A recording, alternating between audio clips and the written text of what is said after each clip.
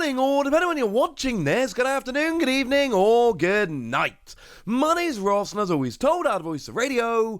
So today we need to take a good old look at Terapagos. Terapagos is here, ladies and gentlemen. Well, no, that's actually a lie. Terapagos isn't here. Terapagos is here if you're in Japan. If you're playing in Japan, Terapagos is here, Stella Miracle is out. If you're not in Japan, Stella Crown doesn't actually come out till next month, so okay, fine. But it will be here after the World Championships, and it is something we need to get prepared for, because Terapagos is legit. It's not currently trending as the best deck over in Japan, but it is trending as a very good, legitimate deck that we should be taking rather seriously. So we should have a little bit of a chat about now, shouldn't we? The only English scan we've got at the time of recording is the Special Illustration Rare. So that's the one I'm going to be showing you on the screen, because it's the only English version of it that we've got. Now, Terapagos, what we got here is a 230 HP basic Pokemon, which is important. The key number used to be 220, it's now 230. This will survive a couple of 220 Pokemon. And we've got 2 energy, 30 damage, for each of your bench Pokemon, but you cannot use it on your first turn even if you went second. Which is a bit silly, because Raging Bolt can totally hit more than that turn 1 going second, and it's totally allowed to do so. So, I understand why they've gone like they have, but I also think there's stuff like Raging Bolt that can do more turn 1 going second, so it seems a little bit silly, but never mind. And we've got a second attack here, whereby you use a grass, a water, and a lightning.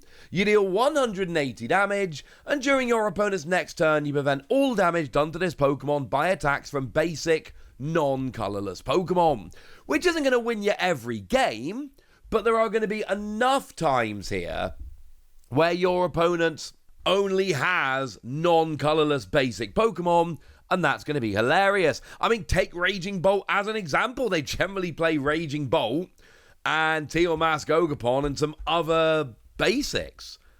So you can potentially get down to just a Terapagos here and be like, ha! I mean, you need to be really sure about your opponent's list before you do that, but I'm saying it'll be useful in some games. And yes, I'm going to show you 4 lists at the end of this video, like I tend to do.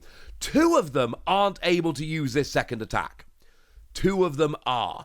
And the point I'm making here is, this second attack is good, it is useful, it will win games, it is not used by every Terapagos player. So the real goal here is the first attack. Get a big bench of Pokemon, and then do big damage. So the most important card here, or one of them at least, is Area 0 Underdepths. Although again, not everyone's even playing 4 copies of this, because we've got other attackers, and we're still hitting a decent damage even if we don't have it. So there are different ways to play this. But Area 0 Underdepths, if you got a terrestrial Pokemon in play, lets you have 8 bench Pokemon, which is clearly ridiculous, so yeah. No argument here. Great card. It's one of the things that makes this go.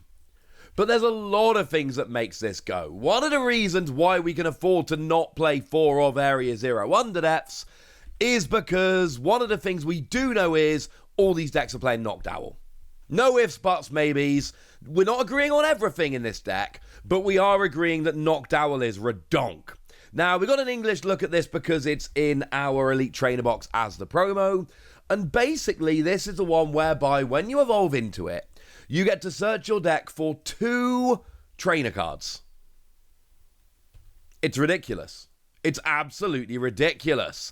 And don't forget, we got Fan Rotom, that you can only use it on turn 1, but it lets you search your deck for 3 colorless Pokemon with 100 HP or less, which will include your Hoot-Toot, to evolve into your Noctowl, and oh, look how that worked out. Make no mistake about it, it gives you such ridiculous consistency. And that's one of the biggest things about this deck. You have got consistency coming out of the wazoo because of your Noctowl. Rotom gets your Hoot-Toot, you draw into your Noctowl and they're all live, and it means you can play a weirder deck list, because you know you're going to have access to basically everything you want as you go through the game, which is awesome. Now, after that, there's one other Pokemon that we are very much in agreement about, and that is Bouffalant. We are most definitely playing Bouffalant here. Bouffalant is busted because it's got the ability whereby if you've got another Bouffalant in play, then your basic colourless Pokemon takes 60 less damage from your opponent's attacks. It's ridiculous. But you do have to have 2 Bouffalant in play. So you need to have 1 Bouffalant, and then if you've got another in play, you take 60 less damage. No, it doesn't stack. But it does mean that your Terapagos not only has 230 HP, but once you go double Bouffalant, you're taking 60 less damage from attacks. And this makes perfect sense. And when we first saw this, we basically looked at the reveals and we were like, alright, so you play Terapagos with Area 0 under depths, and then you go Noctowl with Rotom, and then you go Bouffalant. Okay, that's the spine of the deck, and it is the spine of the deck. It's awesome. So what else are we going for here? Well, there are some decisions to be made. In terms of Radiant Pokemon, some don't play any Radiant Pokemon. Some actually go, well, one I'm going to show you goes for Alakazam, but some of them play Greninja. Alakazam lets you move damage counters. It's really nice if you're a little bit low on damage, just getting over those bigger numbers. But really, if we're playing Greninja, we're going for a particular build of the deck. And this is a good time to pivot towards energy, because there's basically 2 different ways to play Terapagos. One way is you go for predominantly double turbo energy. You play 4 double turbo energy, you accept the fact that you're actually doing 20 less with double turbo, you're getting a lot of 2-hit KOs, which is not entirely ideal, but it means you've got a basic Pokemon hitting for a single energy attachment, which is frankly a pretty big deal. The other way to play it is to use basic energy such that you're able to use a second attack, and then use Glass Trumpet. Glass Trumpet attaches 1 basic energy from your discard pile to each of 2 colourless benched Pokemon.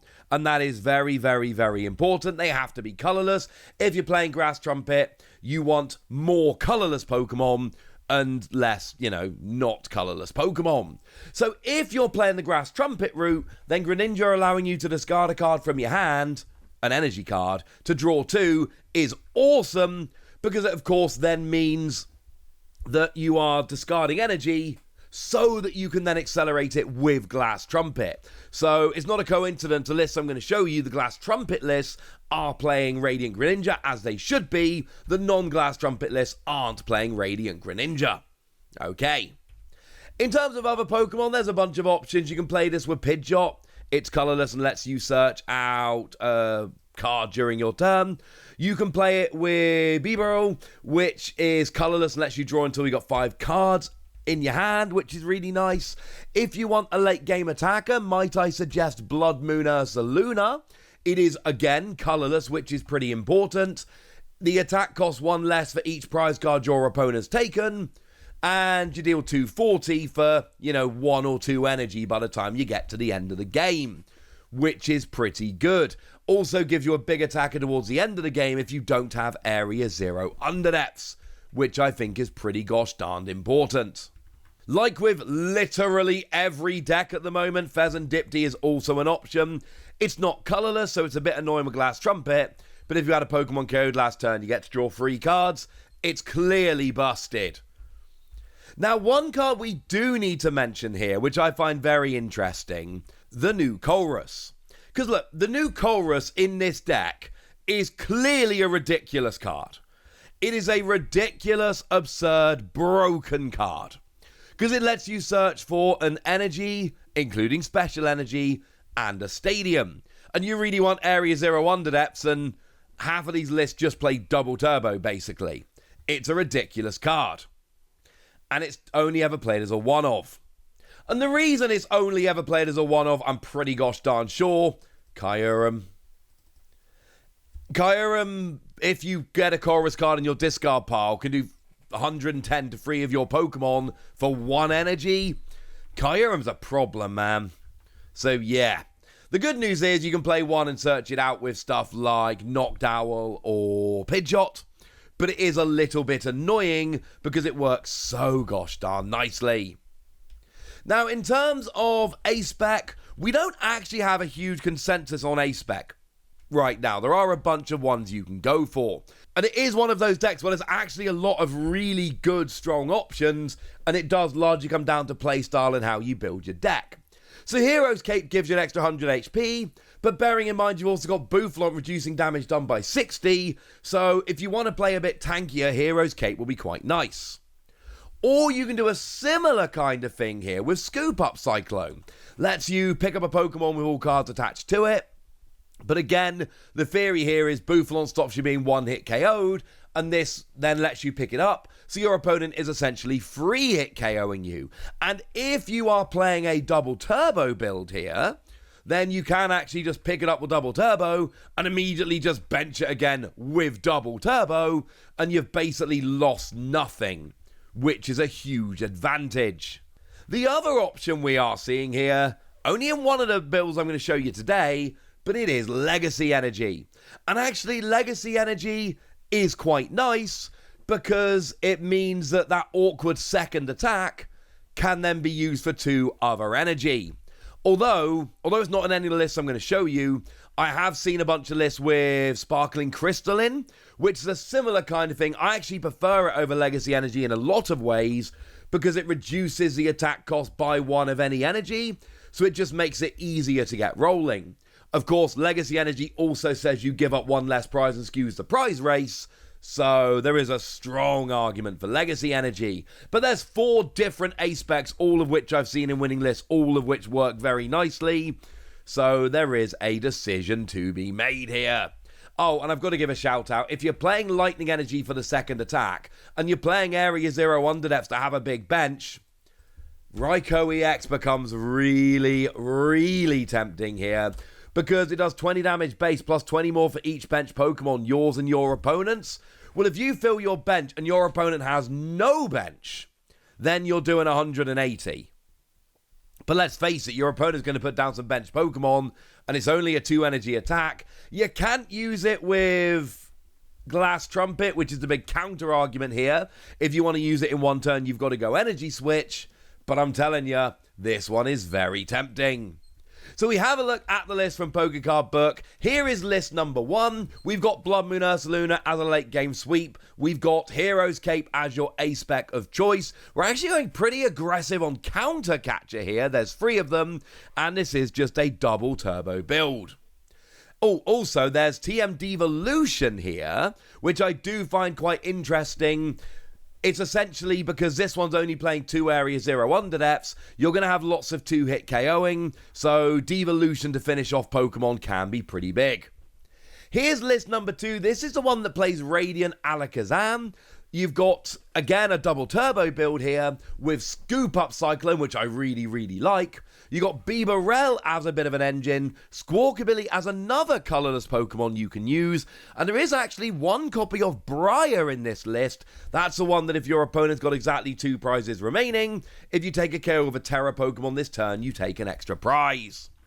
Here's list number 3. This is the one that's got Raichu in. Now, this is one that's got the different basic energy. So we got 3 copies of Glass Trumpet. We got 2 copies of Energy Switch here. We are very much playing around with this. Also, we do see Bravery Charm as kind of a half of a Hero's Cape, which I find interesting.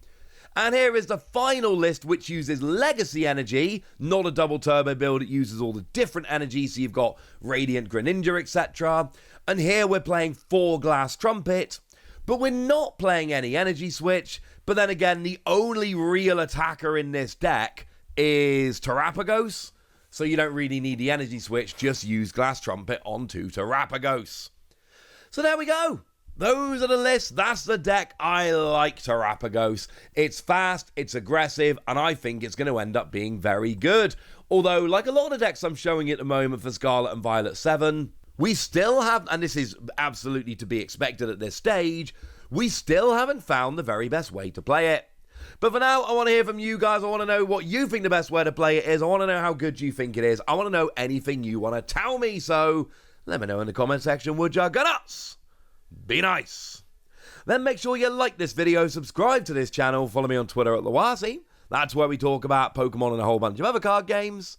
And please do consider checking out patreon.com/PTCG Radio, where you can support the channel, get some bonus podcasts and all kinds of fun things. And get shoutouts on the channel like the lovely Kanto Royal T, who's been a supporter of ours for a while now and is a very lovely person. So shout out to them for the support and the loveliness. But by far the most important thing as always, look after yourselves till next time, would ya? Thank you very much for watching. My name's Ross and you've been watching PTCG Radio.